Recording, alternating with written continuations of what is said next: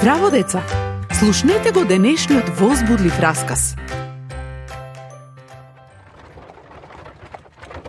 Конјската запрежна кола на ромите се тресеше по селскиот пат. Децата мафтаа со рацете. Тато, би сакал да работам за земјоделецот. Ке ти здодее многу брзо. Рамче и работа? Тоа е многу смешно.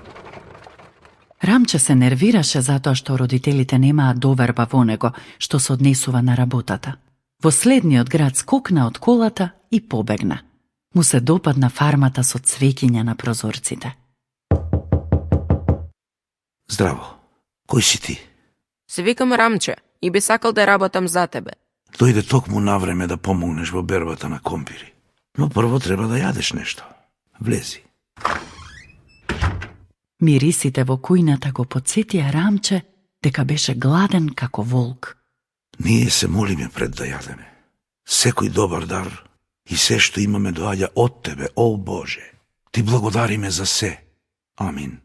Молењето и читањето Библија беа нешто ново за Рамче.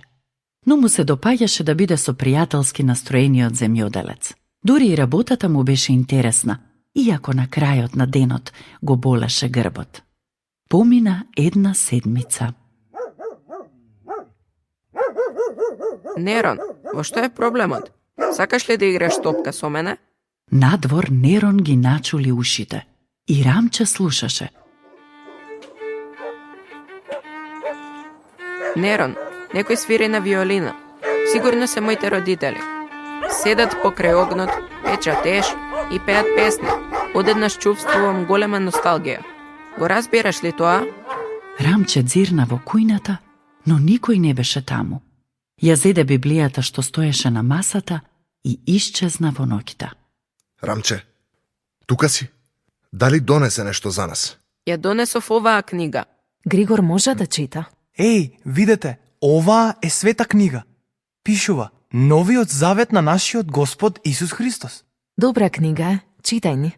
Еден човек дојде кај Исус и праша: "Што морам да направам за да бидам спасен?" Исус му одговори: "Почитувај ги Божите заповеди. Не кради." Не кради.